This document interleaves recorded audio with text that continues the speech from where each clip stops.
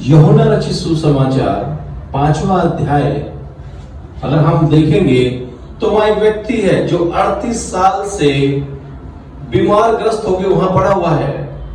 मेरे प्रियो, उसे 38 साल हो गए और जबकि यीशु ने धरती पर मात्र 33.5 साल अपने सेवा काल को किया।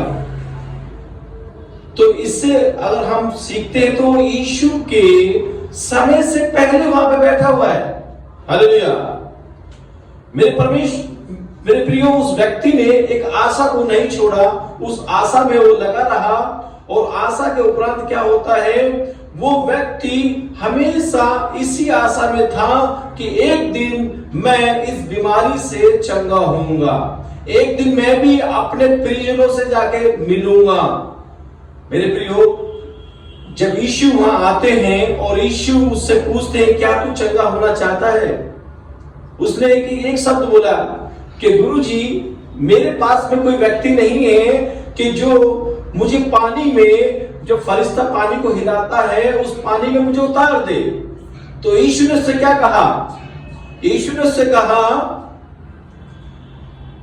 कि उठ, अपनी खाट उठा।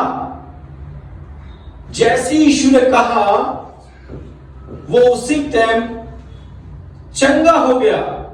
और बाइबल में लिखा है वो अपनी चारपाई उठाकर चलने लगा।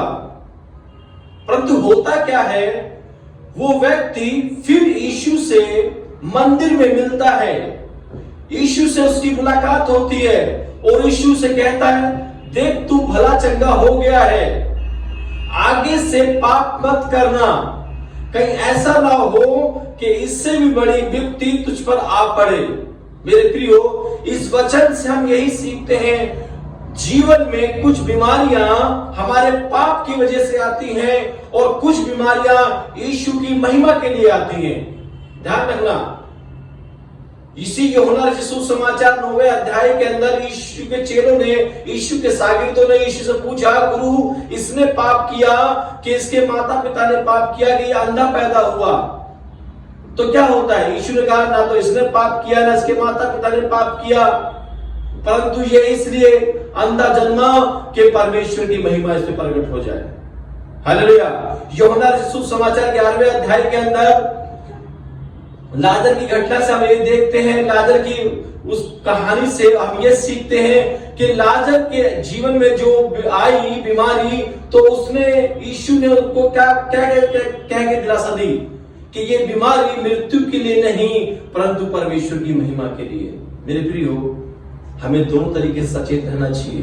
ध्यान रखना, कुछ बीमारी हमारे जीवन के अंदर परमेश्वर की महिमा के लिए आती है और कुछ बीमारी हमारे पापों की वजह से आती है। ध्यान रखना, रोमन की पत्री 6वां अध्याय जब हम पढ़ते हैं, पौलुस बाबा ने लिखा है, क्या हम पाप करते रहेंगे अनुग्रह काफी हो? कदापि नहीं। जब हम पाप के लिए मर गए तो उस पाप में जीवन कैसे बिताएं? मेरे प्रियो, हमारे पाप में जीवन नहीं जीना। आजकल दो तरीके के पापी हैं, एक संसारिक पापी और एक आत्मिक पापी।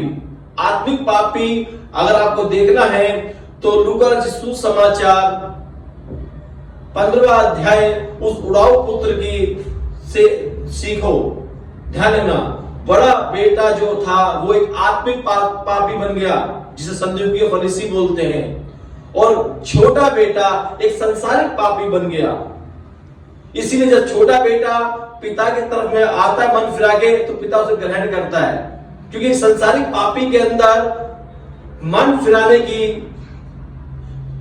इच्छा होती है, परंतु एक आत्मिक पापी के अंदर मन फिराने की कोई गुंजाइश नहीं होती है। मेरे प्रियो, जब हम पाप के लिए मर गए तो हमें पाप में जीवन नहीं बिताना, हमें एक पवित्र जीवन जीना है इस धरती पर, ताकि जो परमेश्वर मध्य आकाश में जब आएगा मेरे ने, तो हम उसके साथ बादलों को उठाए जाएं।